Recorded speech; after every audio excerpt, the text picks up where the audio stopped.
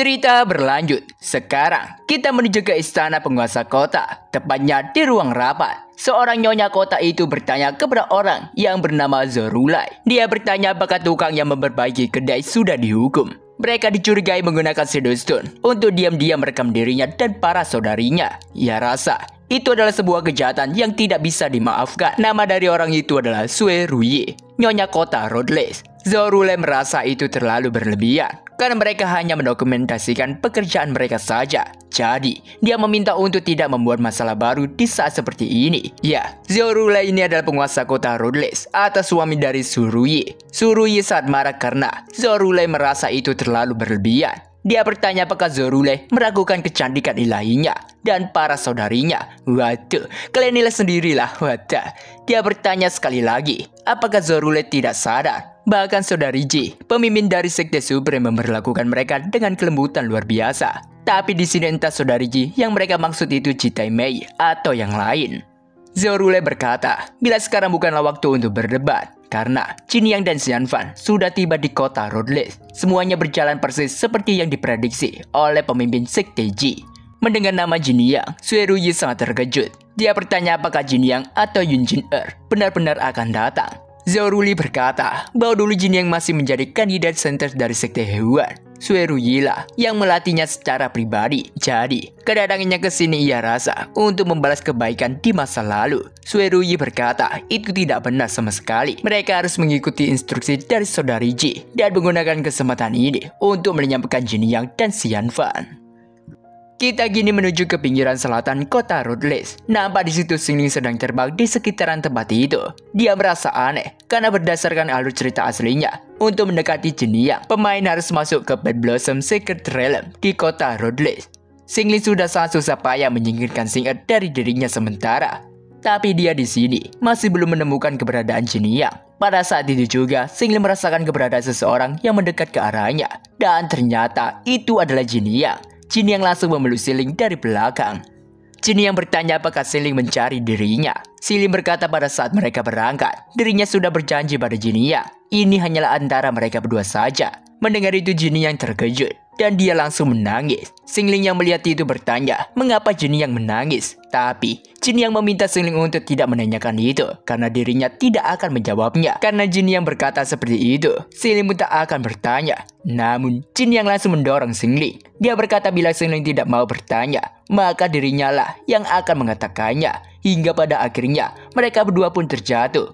Jin Yang berkata bila dirinya sangat membenci Xingling. Dulu ia menganggap Xingling sebagai penyelamat surgawi, tapi Xingling malah menolaknya.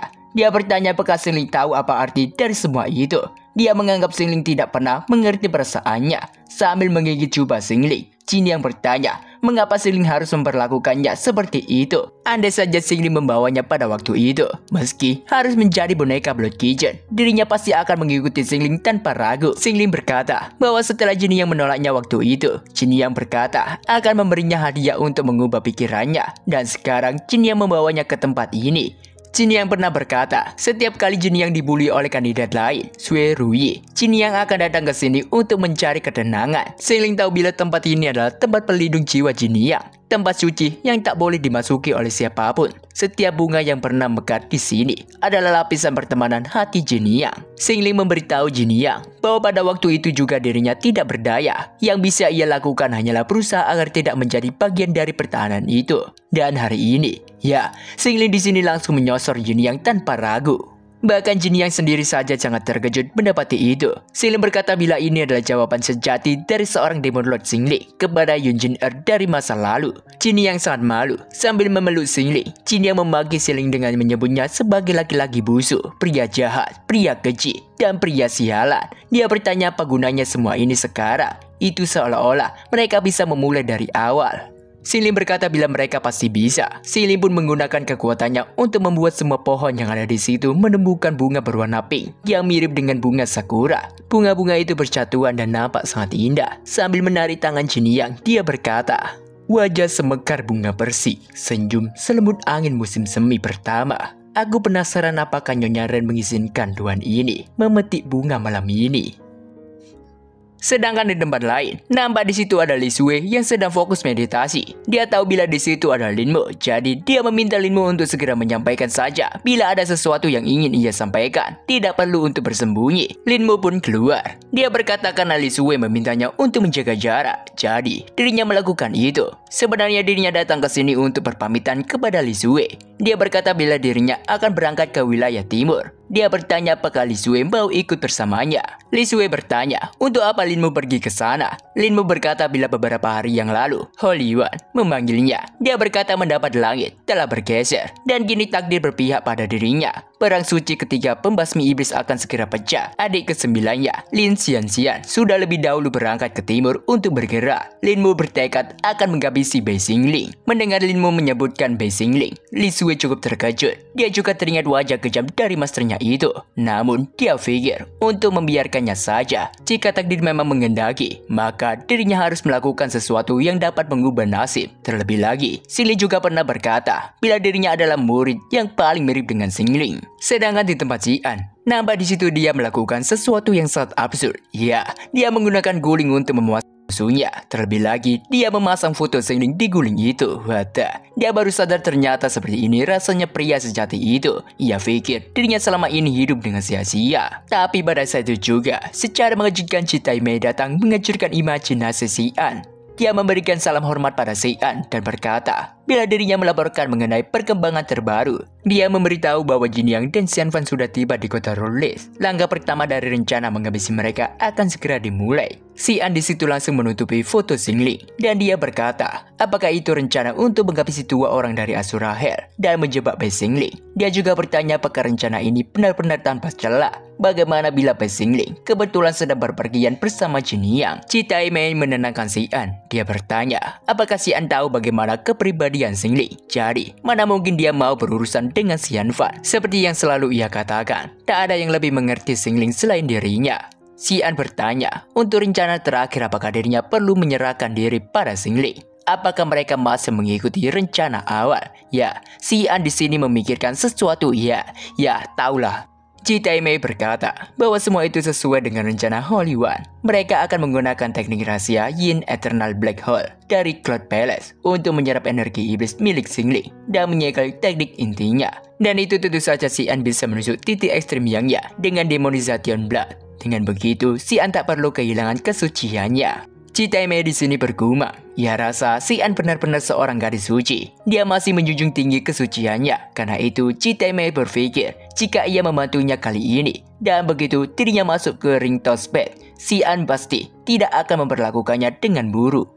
Tapi Xian berkata bahwa Demonization Blade itu tidak mudah disembunyikan. Dia ragu Xingling akan mencurigai sesuatu, jadi itu akan menjadi masalah. Dengan semangat dia berkata, intinya dirinya adalah harapan. Jadi tidak ada orang lain yang akan mau turun ke neraka. Demi kebaikan dunia, Xian akan menyerahkan dirinya kepada Xingling. Waduh, udah tergila-gila nih sama Xingling. Bahkan Citai Mei saja dibuat melongo tak percaya.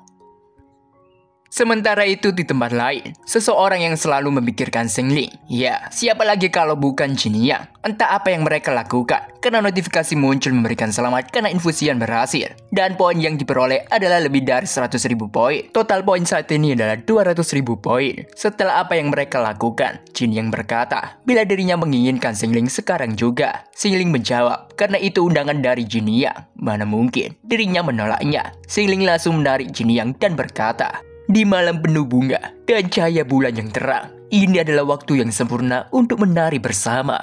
Dan sekarang, Xingling rasa dirinya hanya perlu menggunakan Dream Returning Ascendancy Bed dan dirinya akan bisa menyalin fisik Jin Yang. Ia juga berpikir, bila Xian Fan pasti sudah menemukan pintu masuk ke Sacred Realm, dia bisa saja menerobos masuk kapan saja. Pada saat itu juga, ada suara yang memanggil Jin Yang. Dia bertanya apakah Jin Yang ada di sana. Ya, itu adalah Xian Fan. Jin Yang meminta Xingling untuk menyerahkan tubuh Undi Ying Ponic miliknya sebelum dirinya menyingkirkan Xian Fan karena Xianfan juga masih suaminya secara nama. Jadi dia meminta Xingling untuk lebih baik lain kali saja. Xingling berkata bila tidak ada waktu lain, karena kedatangan Xianfan hanya membuatnya bergerak lebih cepat saja. Tapi niatan Xingling harus terhenti karena mendengar suara Xing Er yang memanggil namanya. Karena itu Xingling pun mengurungkan niatannya. Xiniyang tidak menyangka dengan apa yang Xingling lakukan. Ternyata dia ragu karena gadis yang ia besarkan sendiri. Xing Er di situ berlari ke arah Xingling sambil menangis sedih. Dia langsung memeluk Xingling. Mendapati itu Xingling bertanya mengapa Xing Er terlihat seperti anak kecil yang tersesat. Dia berkata bila Xing Er sekarang bukanlah anak-anak lagi. Jadi dia meminta untuk berhenti menangis. Sebelum itu Mimin minta maaf ya, soalnya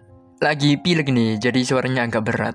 Tapi Xing Er di sini melihat Jiniyang. Dia langsung memberikan tatapan tajam ke arah Jiniyang. Dia sangat kesal karena Jiniyang berani menodai masternya. Dia bertanya-tanya bagaimana dia bisa melakukan itu. Ia rasa Jiniyang terlalu berani melakukan itu. Baginya, semua yang ada di tubuh Xingling itu adalah miliknya. Wadah. Xianfan bertanya ke Jiniyang, apakah dia baik-baik saja? Dirinya mencari Jiniyang sampai malam. Untung saja dirinya menemukan Jiniyang berkat bantuan penguasa kota. Xianfan langsung menuju Xingling dengan penuh amarah.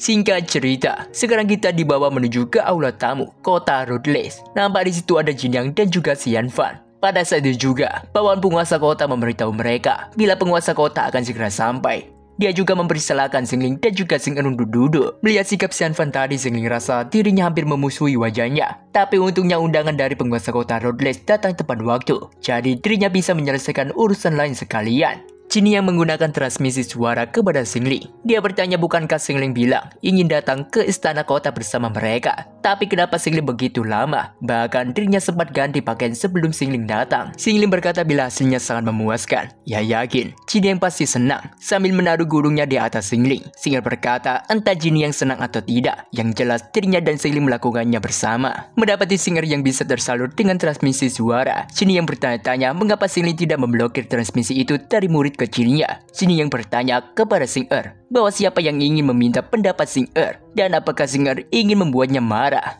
Tapi Jiniyang di sini langsung mengalihkan pembicaraan ke sesuatu yang lain. Mendengar soal bersama, dia bertanya soal kultivasi ganda mereka pada malam ini. Dia mengajak Xingling untuk melakukannya lagi lain kali. Wadah. Mendengar itu Xianfan langsung merengut kesal. Saya rasa dia juga bisa mendengar transmisi ini. Sedangkan Xing Er yang mengetahui itu, dia cukup kesal juga. Tapi dia langsung membalikkan keadaan dengan bersikap maja di pangkuan Xingling. Karena ini sudah larut malam, jadi dia merasa lelah dan ingin tertidur seperti ini saja. Dia bertanya kepada Xingling, apakah dia tidak marah?